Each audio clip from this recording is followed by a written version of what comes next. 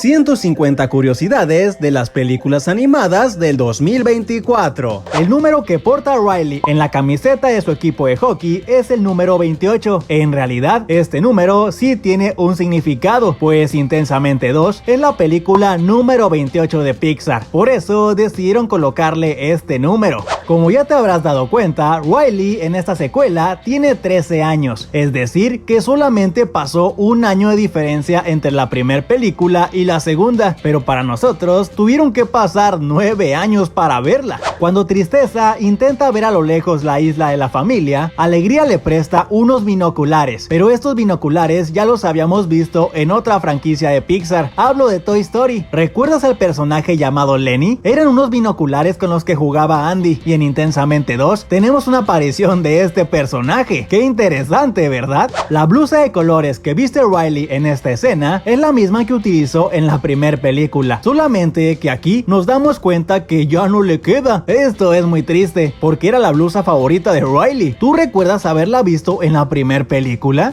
Cuando los padres de Riley están charlando con ella en su habitación, su padre se despide diciéndole adiós monita y comienza a actuar como un mono. Esto es una referencia a la primera película. Antes de que Riley se dirigiera a su nueva escuela, se despide de sus padres actuando como un mono, y sus padres hacen lo mismo también. Sé que tanto tú como yo extrañas a Bing Bong. Todos recordamos que desapareció en la primera entrega, pero ¿sabías que en Intensamente 2 también aparece? Cuando vemos dormir a las emociones, en la pequeña habitación de Alegría podemos ver sobre una repisa una figura a escala de Bing Bong. Esto significa que Alegría aún no lo olvida. ¿Tú lo habías notado? La camioneta de Pizza Planeta es una referencia que vemos en cada película de Pixar, por lo que en Intensamente 2 no podía faltar. En esta misma escena podemos observar sobre este mueble una pequeña figura a escala de la camioneta de Pizza Planeta. Fue algo difícil de encontrar, ¿verdad? Cuando los mentaleros aparecen para demoler el cuartel general y hacer una remodelación, vemos que uno de ellos utiliza una sierra para partir a la mitad un sillón donde se encontraba Temor, quien solamente observa con mucho miedo. Esta escena nos recuerda mucho a la película El Resplandor, específicamente a la escena cuando Jack Torrance está partiendo a la mitad una puerta utilizando un hacha, mientras que Wendy solamente lo observa muy asustada, muy similar a esta escena de Temor.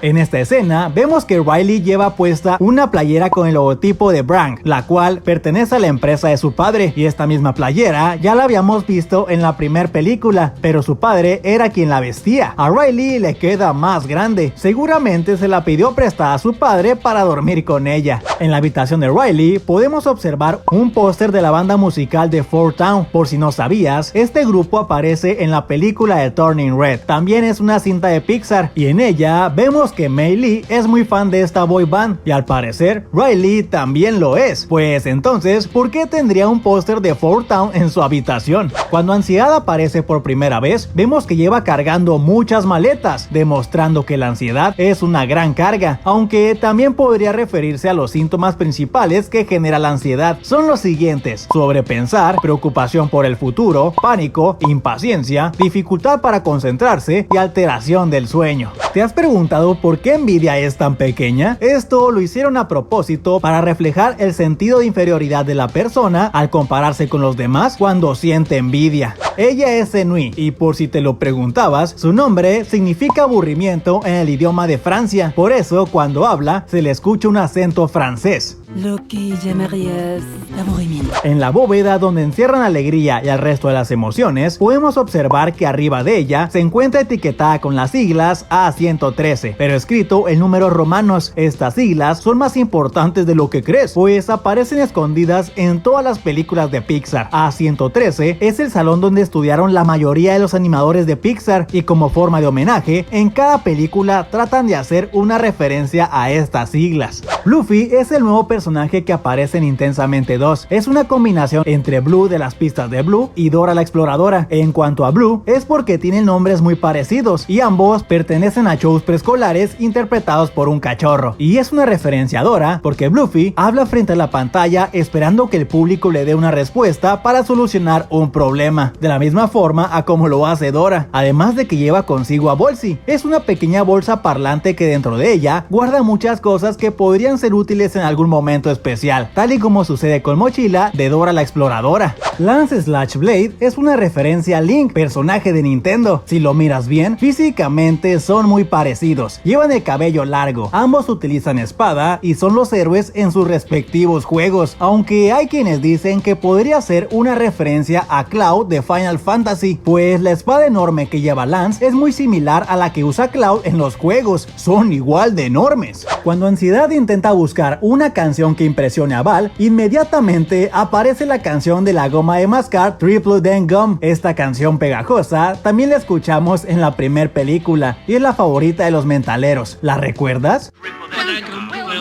Cuando las emociones llegan a Imaginalandia, observamos un monte llamado el Monte de sus Crotch. Son todos los chicos de los que Riley se ha enamorado. Vemos la cara de Lance Blade y también la cara de Jordan, el chico que aparece al final de la primera película y con quien tuvo su primera cita. Además, este monte es una referencia al Monte Rushmore, donde se encuentran esculpidas las caras de algunos presidentes de los Estados Unidos. Esta escena donde Ansiedad le está ordenando a los mentaleros que imaginen futuros trágicos para Riley y así evitar que esto sucedan, es una referencia a un comercial de Apple de los años 80. Cuando Apple lanzó su primer computadora Macintosh, nos mostraron un comercial donde un sujeto dentro de una enorme pantalla comienza a hablar y ordenar a lo que parecen ser cientos de trabajadores, muy similar a lo que sucede en esta escena con Ansiedad. Además, cuando las emociones llegan al fuerte de los colchones, vemos que dentro hay una gran cantidad de mentaleros trabajando para Ansiedad y descubrimos que cada cubículo en los que trabajan están separados por cartas y la carta que representa a la reina tiene la cara de Riley. Además, en una de las pantallas de las proyecciones de Ansiedad vemos que están referenciando el meme del novio distraído que voltea a ver a otra chica, solo que en este caso está siendo interpretado por Riley, quien voltea a ver a Val. Durante el desfile de futuras carreras podemos observar la pelota Luxo Ball, así como la camioneta de Pizza Planeta. Esta pelota aparece en casi todas las películas de Pixar. Es todo un reto encontrarla y en Intensamente 2 vemos que se encuentra un poco escondida. ¿Tú ya la habías visto? Cuando Ansiedad está buscando entre los recuerdos de Riley alguna canción genial para agradarle a Val y a las demás chicas, vemos que en uno de los recuerdos aparece Helio. Él será el protagonista de la siguiente película de Pixar y en este recuerdo aparece Helio flotando en lo que parece ser el espacio, misma escena que también aparece en el tráiler. 20 cosas que tal vez no notaste en Mi Villano Favorito 4. Al principio de la película, cuando Gru llega junto a los Minions a la reunión de los supervillanos, vemos que rápidamente adoptan una vestimenta más decente y se colocan lentes oscuros. El aspecto que obtienen estos Minions es una referencia al agente Smith de Matrix. Lucen muy similares vestidos de esta forma, hasta su cara se vuelve seria e intimidante como la del agente Smith.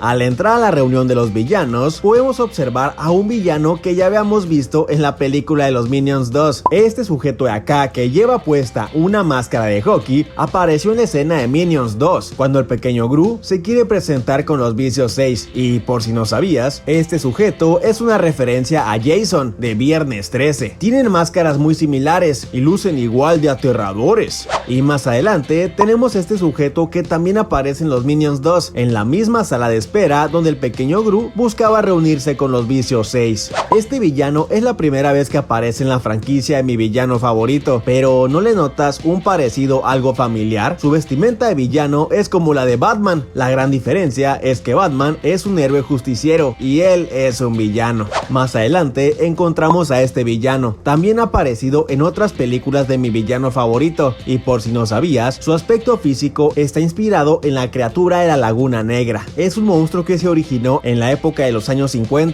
y es todo un clásico del cine de terror, junto a Drácula, Frankenstein, entre otros más. La estatuilla de premios que entregan durante el evento de los villanos es una referencia a los Óscares. Ambos premios son muy similares, solamente que en el de villanos podemos observar dos enormes cuernos, mientras que en el de los Óscares no. Y por si fuera poco, el logo de la escuela para villanos es una referencia al logo de la escuela de Hogwarts de Harry Potter, donde podemos observar cada uno de los símbolos de las casas de Hogwarts. Tal vez Gru Jr. te parezca muy familiar, es que el aspecto de este bebé como que ya lo hemos visto antes, ¿no crees? Por si no lo recuerdas, Gru Jr. se parece mucho a Jack Jack de Los Increíbles. El diseño de ambos personajes son muy parecidos, hasta tienen el mismo copete, por eso muchos piensan que se inspiraron en Jack Jack para dibujar a Gru Jr. Pero dime, ¿cuál de los dos bebés te parece más tierno? Cuando Gru se prepara para tener su primer día con su nueva vida, vemos que se viste de una forma muy peculiar. Usa una camiseta polo con una tortuga como logo. Esto lo hicieron para evitar problemas con los derechos de autor de Lacoste. Si ya conoces esta marca, recordarás que la mayoría de su ropa son playeras polo con el pequeño logo de un cocodrilo, pero en este caso, en lugar de un cocodrilo, prefirieron utilizar una tortuga, y así se evitaron algunos problemas legales. El suero que utiliza la LAB para convertir a los Minions en Mega Minions lo llaman como Super Suero, el cual brinda la capacidad al portador de tener nuevas habilidades sobrenaturales. Esto es una referencia a Marvel. En la película de Capitán América, utilizan el suero del super soldado para convertir a Steve Rogers en un héroe sobrenatural. Lo meten a una cápsula tal y como sucede con los Minions, y al salir de ella es alguien completamente distinto y con superpoderes, tal y como sucede en esta escena de Mi Villano Favorito 4.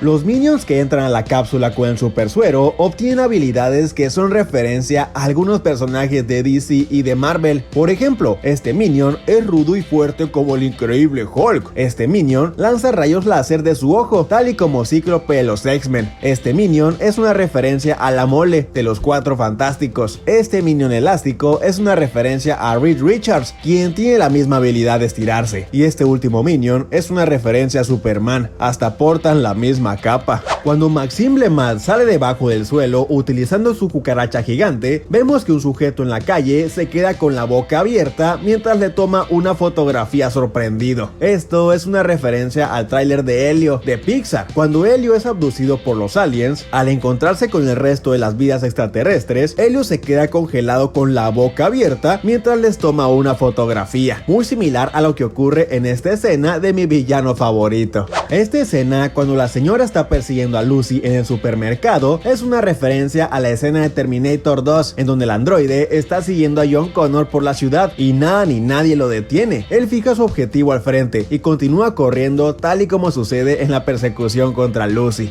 En la casa del árbol de Poppy podemos observar algunas figuras de los villanos pertenecientes a los Vicios 6. Aquí tenemos la figura de Willy Cobra. Esta es la figura de Donna Disco, y junto a ella podemos observar la figura de Es Venganza. ¿Tú los habías notado? En uno de los cuadros de Poppy podemos leer la palabra Butter. Este es el nombre de una de las canciones de BTS, pero lo interesante es que este es exactamente el mismo logo que utilizan en el video musical de Butter, es decir que Poppy es una gran fan de BTS. Y en un retrato más podemos ver una dona flotando en el espacio mientras aparece un arco iris detrás de ella. Este retrato es una referencia a Nyan Cat, el gato volador que se hizo muy popular. También aparece flotando en el espacio y detrás de él va dejando un rastro de un arco iris. Cuando el Minion elástico salva el metro de salirse de las vías sosteniéndose de las paredes, vemos que es una referencia a la película de Spider-Man 2, más específicamente a esta escena donde Spider-Man usa sus telarañas para adherirse a los edificios y evitar que el metro salga de su carril. Son idénticas.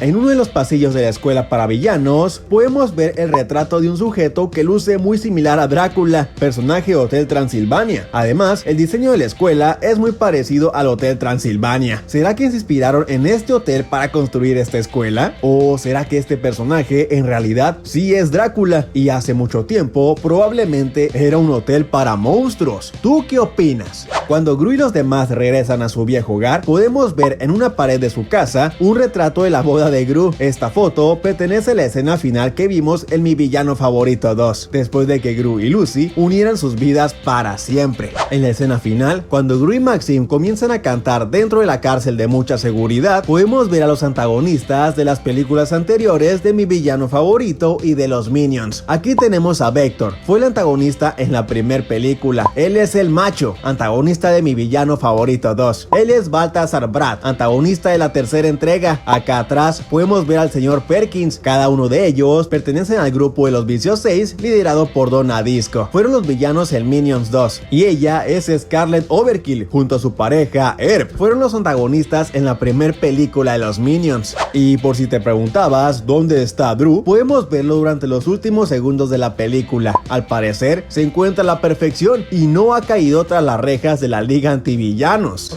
11 cosas que tal vez no notaste en la película del mundo de Craig. Cuando conocen su nuevo hogar, el padre de Craig le dice que por fin podrán hacer una parrillada con los amigos. Al parecer, le encanta hacer parrilladas. Esto es una referencia a uno de los primeros episodios, donde en efecto lo vemos hacer una parrillada por primera vez para toda la familia. ¿Será que este episodio sucedió solo unos pocos días después de esta película? Una de las cajas que Craig aún no desempaca dentro de su habitación tiene el logo de una sonrisa. Este es el mismo logo de la marca de Amazon, por lo que lo más seguro es que alguien de su familia encargó algún paquete de Amazon y le llegó en esta caja. Cuando Craig entra al arroyo por primera vez, se encuentra con dos niños que comienzan a combatir con animales, muy al estilo de Pokémon. Utilizan los mismos diálogos del juego, hasta se escucha el sonido de cuando un Pokémon sale de su Pokébola, y la escena de la batalla es completamente idéntica a los juegos de Pokémon.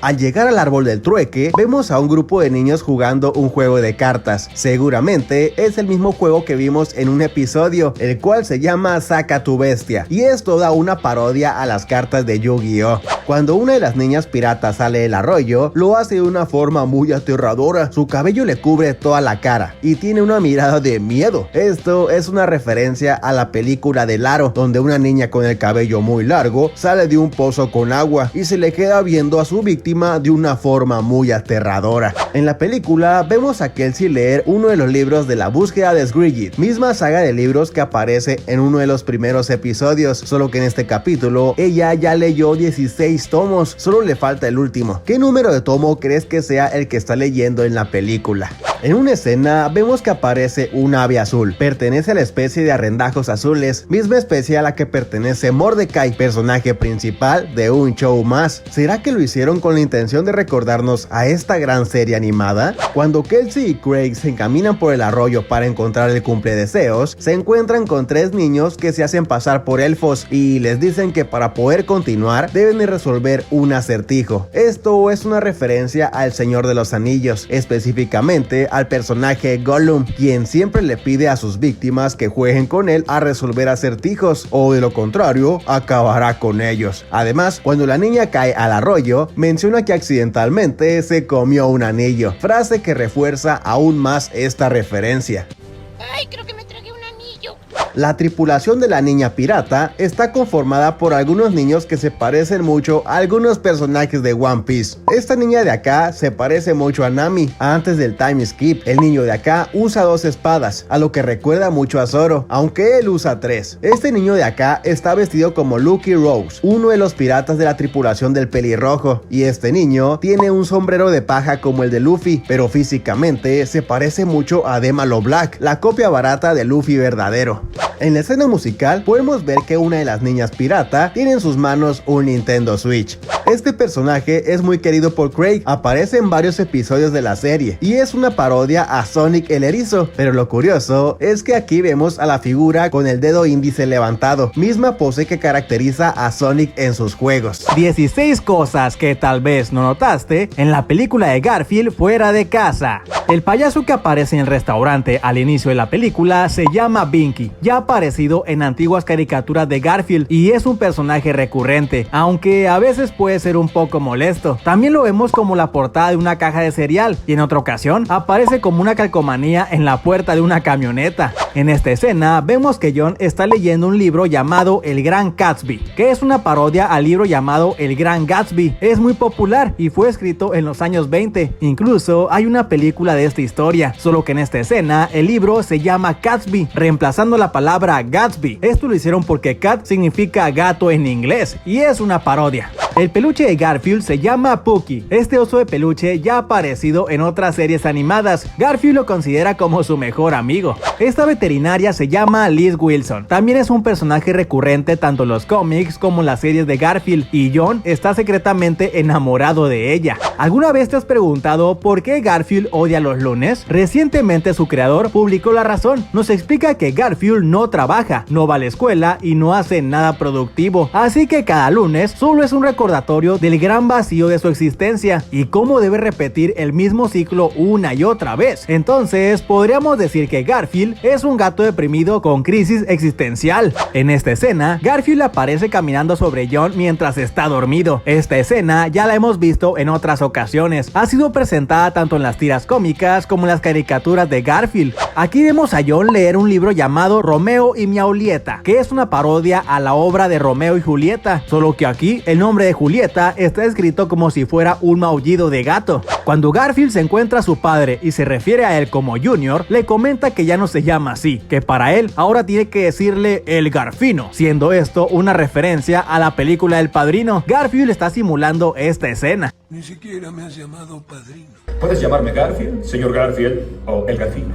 El sueño de Jinx es saltar a la fama participando en America's Next Top Felino. Esta es una parodia del reality show que sí existió en la vida real, llamado America's Next Top Model, en donde la ganadora podía convertirse en toda una supermodelo. Cuando Garfield sale volando antes de caer sobre el tren, vemos que choca contra una camper en medio del bosque, pero lo curioso es que esta camper lleva en su placa las siglas de Jim Davis. Este es el nombre del creador de Garfield. Inició primero como una tira cómica en los periódicos en 1978. Se hizo tan popular que posteriormente logró tener sus propias series animadas. También vemos a Garfield rebotar contra un enorme globo de él mismo. Esto es una referencia a los desfiles que suelen hacer en Estados Unidos el Día de Acción de Gracias. Durante este evento es muy común ver globos enormes de personajes animados y el globo de Garfield es uno de los que aparecen recurrentemente en estos desfiles. Este personaje se llama Otto y en español latino quien presta su voz es Joaquín Cosío. Este actor ha interpretado a otros personajes como a Ted, la víbora Jake en Rango, Klaus en La Leyenda de Klaus, entre otros personajes más. ¿Tú ya lo conocías? Cuando los chicos se comienzan a deslizar por los ductos de aire, vemos que es una referencia a la escena de la primera película de la Era de Hielo, donde Sid y los demás comienzan a deslizarse a través de la cueva de hielo. Son muy similares. Cuando Garfield baja para comer su plato de lasaña, vemos que lo hace muy emocionado mientras baila utilizando un paraguas. Esto es una referencia a la película de los años 50 Singing in the Rain. Hay una escena musical donde uno de los protagonistas comienza a bailar de esta forma con un paraguas debajo de la lluvia. ¿Será que Garfield ya vio esta película? En la cinta podemos ver algunas marcas populares que sí existen en la vida real. Primero tenemos la pizzería de la que Garfield es muy fan. Se llama Mama Leonis y en la realidad puedes encontrar este restaurante en Nueva York. Cuando Garfield mira la televisión, vemos en la pantalla que dice Catflix, siendo esto una referencia a la plataforma de películas Netflix. También vemos una bolsa de Pop Chips Nacho, que son unas frituras que también existen. En el refrigerador podemos ver una catsup de la marca Heinz y también vemos alimentos con la marca Olive Garden, que es un restaurante de comida italiana. Y al final vemos que Vic pide a través de la aplicación de Walmart un enorme sillón y en la caja vemos el nombre de FedEx, que es una paquetería reconocida mundialmente. El gatito gris que aparece en el cumpleaños de Garfield se llama Nermal. Este personaje ya lo hemos visto en otras series animadas de Garfield. Es muy tierno y siempre logra salirse con la suya. A Garfield no le cae para nada bien. Por eso cuando le pide pastel, Garfield lo mira con cara de enojo. 7 cosas que tal vez no notaste en Orion y la oscuridad. A lo largo de la película, Orion nos relata a través de su diario todos los temores que lo asustan. En cada hoja vemos que utiliza dibujos para plasmar sus miedos. Esto es una referencia a la franquicia del diario de Greg. En estas películas, Greg nos relata algunas situaciones divertidas utilizando dibujos en una libreta, muy similar a como lo hace Orión. Uno de los mayores temores de Orión son los payasos asesinos, específicamente aquellos que salen de las alcantarillas. Esto es una referencia a Pennywise, el payaso de It, pues si recuerdas, era un payaso asesino que se resguardaba en las alcantarillas. Incluso atrapó a Georgie saliendo de una de ellas. La caricatura que Orión está viendo en pantalla nos muestra a un grupo de chatarra esperando asustados dentro de una máquina por ser reciclados. Esto es una referencia a la antigua película de la tostadora valiente. En ella nos muestran la escena de un basurero y un montón de chatarra parlante comienza a cantar preocupados porque están a punto de ser reciclados en esta máquina infernal. Son escenas muy similares. Cuando Oscuridad le muestra a Orión el mundo durante la noche, es una referencia a Peter Pan. Peter y los chicos comienzan a volar bajo la luz de la luna por toda la ciudad gracias al polvo de hadas. Algo muy parecido ocurre en esta película, pero Orión logra volar gracias a Oscuridad y conocer gran parte del mundo. Cuando Oscuridad le está mostrando a Orión cómo trabajan los otros entes nocturnos a través de la ventana se asemeja mucho a las películas de Scrooge, ese viejito amargado y millonario que odia la Navidad. Durante una noche, un fantasma lo lleva a visitar las casas de otras personas. Uno de ellos es su empleado y comienza a observar cómo vive la Navidad a través de la ventana. Hay una escena donde Orión queda varado en el caparazón de una tortuga, pero no es cualquier tortuga, es una tortuga gigante que flota por las nubes. Esto podría ser un guiño a Maturín, la tortuga gigante que aparece en un par de historias de Stephen King. Uno de ellos es en el libro de It. Esta criatura gigante va flotando por el universo y es el enemigo principal de Pennywise. Cuando conocemos los mayores miedos de Orión dentro de sus sueños, vemos que uno de ellos es la radiación, y este temor es representado con Orión desvaneciéndose mientras se vuelve un esqueleto. Esto es una referencia a la escena de Terminator 2, cuando Sarah Connor tiene un sueño apocalíptico y el calor comienza a quemar su cuerpo, dejándola en los purititos huesos, así como le pasó a Orión. 9 cosas que tal vez no notaste en la película del Pájaro Loco 2. Cuando nos presentan el título de la película, lo hacen de la misma forma a como el pájaro loco aparecía en el título de la caricatura, y la música que se escucha de fondo es la clásica canción que escuchamos en las series animadas.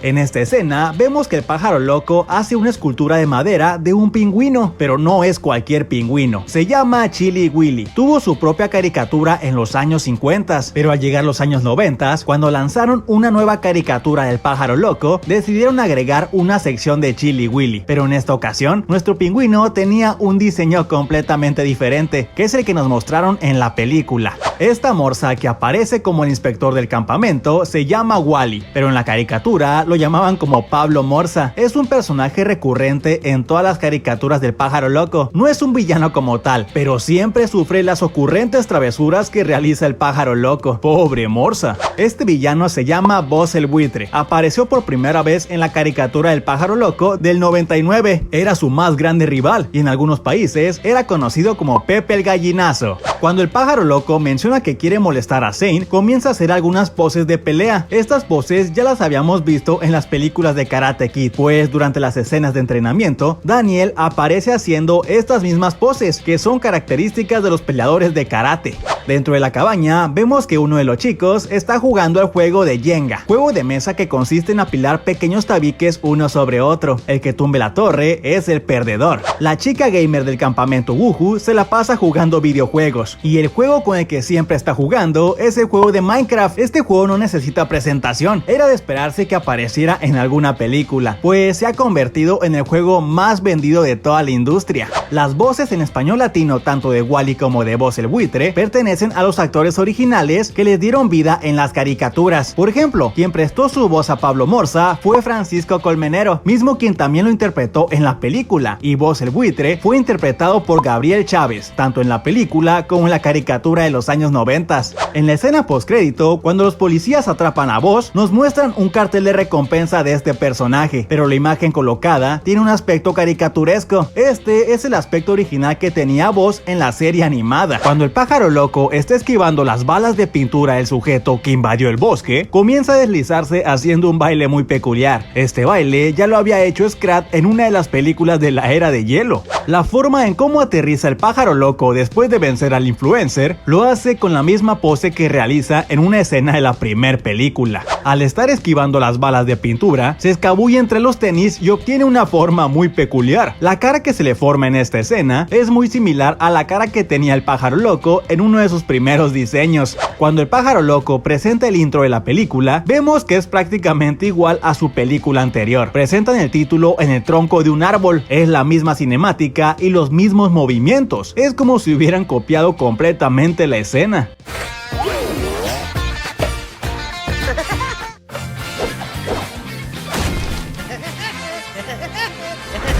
Cuando el pájaro loco comienza a burlarse de Buzz en la cocina, comienza a reírse con la misma pose que aparece en la mayoría de sus intros cuando se está riendo. Al final de la película, cuando izan la nueva bandera del campamento Wuhu, observamos que está representada por la cara del pájaro loco, específicamente con el diseño de la versión animada más reciente del 2020. Por fin le hacen justicia a esta caricatura que muy pocos conocen. 13 cosas que tal vez no notaste en Salvando a Fondo de Bikini, la la película Arenita Mejillas. Cuando una garra gigante intenta extraer a fondo de Bikini, vemos que todos los habitantes comienzan a correr despavoridos y como forma de chiste, cuando llegan a un semáforo, los habitantes se detienen para permitir correr a otros ciudadanos que también están despavoridos. Esto es una referencia a uno de los capítulos de Bob Esponja. Cuando esta mariposa, que consideraban como un monstruo, los comienza a seguir, el caos se desata en fondo de Bikini, y cuando un grupo de habitantes llega al semáforo, se detienen para que otro grupo también pueda correr, de la misma forma a como lo vimos en esta escena de la película.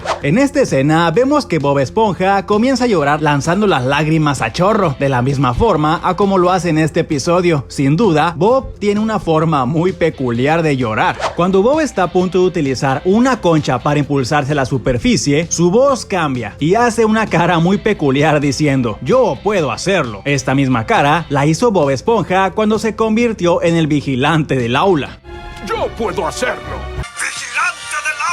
Al salir a la superficie, la isla que vemos detrás de Arenita y Bob es la misma que aparece en el intro de la caricatura. También vemos un par de referencias a los primeros episodios donde conocimos al Bob Esponja clásico. Cuando suben al avión, Bob comienza a deshidratarse y obtiene el mismo aspecto físico que obtuvo en este episodio. Cuando entró al domo de Arenita por primera vez, comenzó a deshidratarse por no estar dentro del agua. Y también vemos que utiliza sus clásicos anteojos para leer el nuevo invento de Arenita. Estos lentes los utilizaba Bob en los primeros episodios para cazar medusas. ¿Tú ya lo sabías? Y en esta escena, cuando Bob recuerda a Calamardo, se pone muy depresivo, luciendo de la misma forma que en este episodio, cuando Gary se va de casa. Cuando Arenita está calculando el salto desde el avión, en uno de sus dibujos vemos a Bob Esponja, pero lo curioso es que luce igual que Trazo. ¿Lo recuerdas? Aquel dibujo que hizo Bob Esponja y que se quería deshacer del original. Cuando Arenita y Bob Esponja son atrapados por el tornado, podemos ver dentro de él a un toro que también fue atrapado. Esto es una referencia a la película del tornado. En esta cinta, una vaca es atrapada por el tornado a quien llega volando por los cielos. Es una escena muy clásica.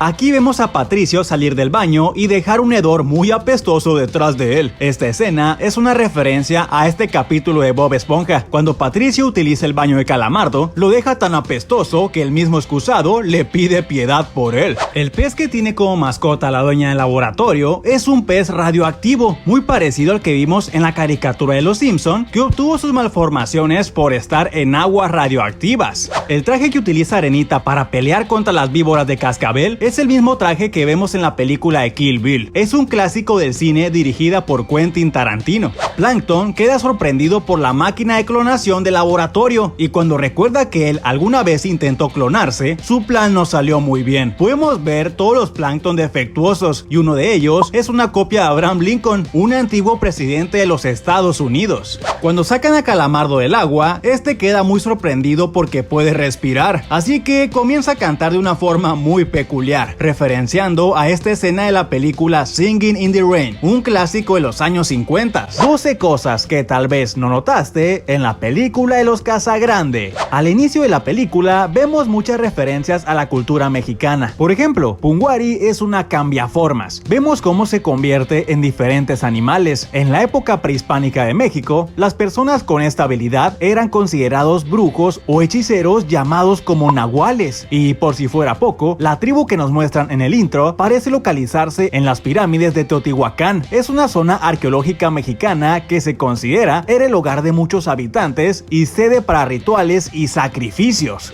Al principio y a lo largo de la película, vemos que se vuelve muy importante el uso de la chancla como método de defensa. Hasta practican el tiro de la chancla como tradición. Aunque suene gracioso, esto sí es algo común en México, pues hace años, cuando algunas generaciones aún éramos unos niños, la forma en cómo las madres nos educaban para que nos portáramos bien era pegándonos con la chancla. Incluso en Coco también hacen alusión a este viejo método educativo. Cuando Punguari le roba el cetro a su padre y abre varios portales a otras dimensiones, vemos que esas dimensiones pertenecen a caricaturas de Nickelodeon. Michoacán. Esta es la piña donde vive Bob Esponja y esta es la ciudad de la vida moderna de Rocco. Cuando Punguari sube por esta meseta, podemos ver decenas de máscaras colgadas en la pared, pero lo curioso es que una de ellas tiene la misma cara de Bob Esponja. ¿Será que en el pasado era considerado como un dios antiguo? La máscara que utiliza Punguari para convertirse en una deidad es muy similar a la máscara Aku Aku. Es un personaje que aparece en los juegos de Crash Bandicoot y cada vez que nos la colocábamos obteníamos una invencibilidad increíble, algo similar como el poder que obtiene Punguari. La forma en como Ron y Ann utiliza a Sergio para reventar todos los globos de su casa es una referencia al juego de Banjo-Tooie. Hay una habilidad en el juego llamada Pico Bayoneta, en donde Banjo toma a Kazooie con sus manos y utiliza su pico para acabar con algunos enemigos, de la misma forma como Ron y Ann está usando a Sergio.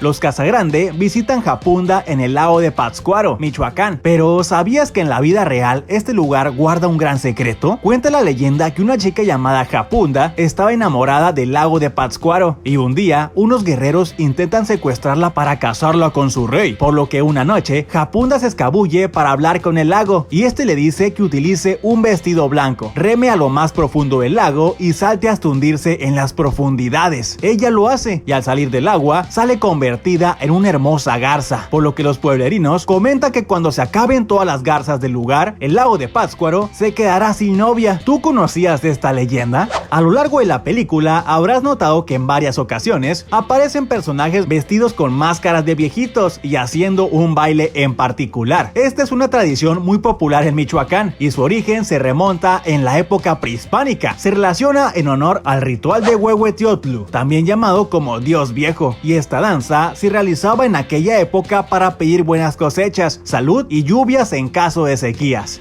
La ceremonia de Fuego Nuevo que tanto mencionan en la película también es un ritual muy común de la época prehispánica de Michoacán. Este ritual se celebraba cada 52 años en el mes de noviembre, al completarse el ciclo completo del año solar mexica o azteca. El propósito era que se renovara el sol durante otros 52 años más. El animal que encuentra Ron y Ann al llegar a la casa de los bisabuelos es un ajolote. Es considerado un símbolo mexicano, pues específicamente esta especie animal habita en Xochimilco, cerca de la Ciudad de México, y no se encuentra en ningún otro lugar del planeta. Cuando Punguari es liberada, todos piensan que lo que sucedió es un gran terremoto, y es de entenderse, pues desgraciadamente los terremotos son un desastre que ocurre muy comúnmente en México, volviéndose los protagonistas de muchas desgracias en la capital del país. El villano principal de la película es Ukumu. Este aterrador dios antiguo resurge de las profundidades para dominar las tierras de México, pero ¿sabías que este personaje está inspirado en Surtur, personaje que aparece en Thor Ragnarok? Físicamente son muy similares y ambos son dioses antiguos que han regresado para proclamar las tierras del pueblo. 32 cosas que tal vez no notaste en la serie de Knuckles. Al inicio de la serie, cuando Knuckles pasa por el cartel de meta, este comienza a girar y se detiene con una imagen de él. Esto es una referencia a los juegos clásicos de Sonic. Cada que llegábamos al final de un nivel, aparecía este cartel y comenzaba a girar cuando lo tocábamos, y la imagen de Knuckles que vemos en este cartel es la misma que aparecía en los juegos clásicos. Al principio vemos que Knuckles está entrenando en una carrera de obstáculos. Dichos obstáculos contienen algunos elementos que ya hemos visto en los juegos, como las bolas de hierro y las barras con púas. En el final del entrenamiento, Knuckles llega a la cima de una montaña. Aquí vemos un montón de rocas apiladas. Posiblemente sea una referencia al juego de Sonic Frontiers, donde hay lugares que podemos encontrar montones de rocas apiladas. Cuando Knuckles está vigilando la casa de los Wachowski, comienza a cavar bajo la tierra para vigilar a los trabajadores. Esta habilidad la conocimos por primera vez en el juego de Sonic Adventure. En esta escena, Tails le menciona a Sonic que desea que ella reparen la casa, pues ese hoyo gigante en la pared hace que sienta mucho frío dentro de ella. El hoyo al que se refiere Tails es el que hizo Knuckles durante la secuela de Sonic, cuando se peleó contra el erizo azul por primera vez. En la escena donde Sonic está intentando aconsejar a Knuckles sobre el techo de la casa, es una similitud a la escena que vimos en Sonic 2, donde ambos se vuelven amigos y están platicando de una forma muy similar a la orilla de la playa. El trono de hierro que construye Knuckles para proclamarse el campeón es una referencia al trono que aparece en la serie de Game of Thrones. Son muy similares. Cuando el cartero entra al campo de batalla, vemos que en sus manos lleva cargando un bate repleto de clavos y púas, siendo esto una referencia a The Walking Dead. Negan, uno de los villanos de la serie, utiliza un bate similar para derrotar a sus enemigos. Acá podemos ver una cama en forma de auto amarillo. Este auto aparecía en Sonic Drift 2 y era el mismo auto que utilizaba Knuckles durante las carreras. Cuando Knuckles está castigado, Sonic comienza a tocar música como si fuera un DJ. Esto podría ser un guiño a todas aquellas imágenes creadas por los fans donde vemos a Sonic como un DJ profesional. Este Echidna se llama Pachacamac, era el líder de la tribu de Knuckles, lo conocimos en los juegos de Sonic Adventure. Es el padre de Tikal y nos brindaba información importante sobre la historia del juego. También fue el mismo Echidna que le disparó a garra larga al inicio de la primera película de Sonic. En la habitación de Wade podemos ver una foto de Arnold Schwarzenegger cuando era joven. Esta foto sí existió en la vida real. Fue tomada en 1966 en la playa de Santa Mónica. El mundo al que fue enviado este agente de Gon es el planeta Hongo, mismo lugar al que había sido enviado Robotnik en Sonic 1. Este planeta también aparece en los juegos. Es el primer nivel jugable del juego de Sonic 3. La escena que vemos en carretera de Wade con Knuckles es una referencia a la primera película de Sonic. Es una similitud a la escena en carretera que vimos en esta película, donde el erizo le contaba sobre su vida a Tom, y en este caso sucede lo mismo, solo que ahora es Knuckles hablándole a Wade sobre su vida. A lo largo de la serie, Knuckles menciona que solo come uvas. En realidad, en los juegos y las series animadas, Knuckles ya había mencionado que las uvas son su comida favorita. ¿Tú, como gran fan de Sonic, ya lo sabías? El boliche al que acuden Knuckles y Wade se llama Neon Nights. Esta es una referencia a un nivel de Little Big Planet 3 que llevaba este mismo nombre, pero lo curioso es que estaba ambientado con elementos de Sonic. Incluso podíamos vestir a nuestro personaje como el erizo y simular que estamos en uno de sus juegos. Cuando Knuckles se enfrenta a los agentes de Gon, dice la frase: ¿creen que pueden arrebatarme mi poder? Mientras que el villano le contesta: ¿tengo cara de necesitar tu poder? Esto es una referencia a Sonic 2, cuando Sonic se enfrenta a Knuckles por primera vez. Ambos intercambian estos mismos diálogos. Tengo cara de necesitar tu poder. ¿Te parece que necesito tu poder? En la canción del intro podemos ver la isla llamada Angel Island. Este es el lugar donde Knuckles guarda la esmeralda maestra en los juegos, y las poses que están haciendo Sonic y Tails en este boceto son las mismas poses que hacen en el arte conceptual del juego de Sonic Heroes. En otra escena vemos un boceto de Knuckles parado mientras golpea el suelo con un pie. Esta es una animación que realiza en los juegos clásicos cuando está esperando a que hagamos algún movimiento. Y el ave azul que vemos mientras Wade está cayendo es Flicky, uno de los pájaros que sale los Badniks cuando son destruidos. En el capítulo 2 vemos que el refugio de los villanos de Gon es un lugar llamado Ice Cap. Aquí los clientes pueden practicar snowboard, pero ¿sabías que el nombre de este lugar pertenece a un nivel de Sonic 3? Se llama Ice Cap Zone. Es un nivel de nieve y al principio vemos a Sonic practicando snowboard. En la imaginación de Wade lo vemos bajando de un auto Lamborghini. Esta es una referencia a una imagen oficial que pertenece a un arte conceptual de Sega, donde vemos a Sonic y a Tails conduciendo un Lamborghini, y es el mismo modelo del que se baja Wade. La película que está mirando Wade en esta escena pertenece a la cinta de Bad Boys. Se centra en dos policías que deben encontrar $100 millones en menos de 3 días. ¿Tú ya viste esta película? La forma en como Knuckles lleva a Wade en su espalda es la misma forma a como lo hacía en Sonic Advance 3. Podía planear durante unos segundos mientras Sonic iba en su espalda. En esta misma escena vemos cómo vuelan a través de la luna y su silueta se mira a lo lejos. Esta es una referencia a la película de E.T., específicamente cuando vuelan a través de la luna usando la bicicleta. En el tercer episodio conocemos la habitación de Wade y en ella encontramos muchas referencias a otras películas populares. Aquí tenemos el póster de la película de Beavis and Butthead Do America. Este pertenece a la película llamada The Naked Gun. Acá tenemos un póster de Ren y Stimpy, una vieja caricatura de Nickelodeon de los años 90.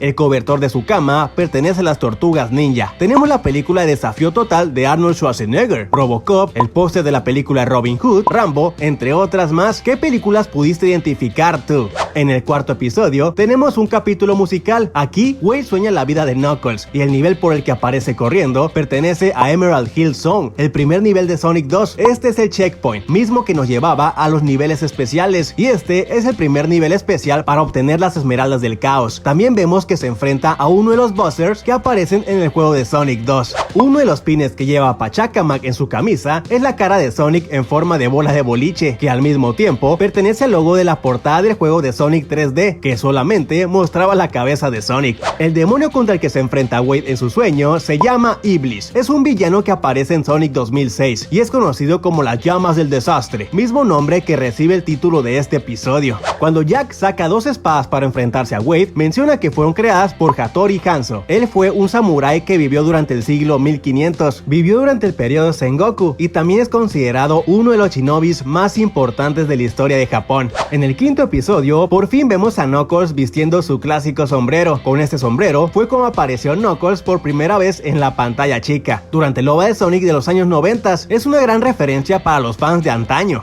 Cuando llegan al hotel donde se llevará a cabo el evento, mencionan que Kevin James se presenta ahí y Knuckles responde que lo vio en la película El héroe del centro comercial. Esta fue una cinta que sí existe en la vida real y fue lanzada durante el 2009. Kevin James se presenta aquí. ¿El héroe de centro comercial? Los ataques que utiliza Knuckles durante la batalla final ya los hemos visto en algunos juegos. Por ejemplo, este ataque se llama Drill Spin Boost y lo utilizaban en Sonic Frontiers, y este ataque es muy similar al Meteor Punch Attack que aparece en Sonic Battle. Al final del último capítulo, los comentaristas mencionan que otro alienígena ya había interrumpido el torneo de bolos en 1974, solo que ese alien no era rojo. Claramente se están refiriendo a Shadow. En la historia original, él lleva 50 años criogenizado en una cápsula, y si tomamos en cuenta que actualmente estamos en 2024, hace 50 años fue 1974, exactamente la misma fecha que el torneo fue interrumpido. Puede ser que este fue el día en el que Shadow fue enviado a la Tierra desde el laboratorio espacial donde ocurrían todas las investigaciones. Que algo así ya había pasado. Hubo una visita de un extraterrestre en el torneo de 1974, pero ese no era Rock.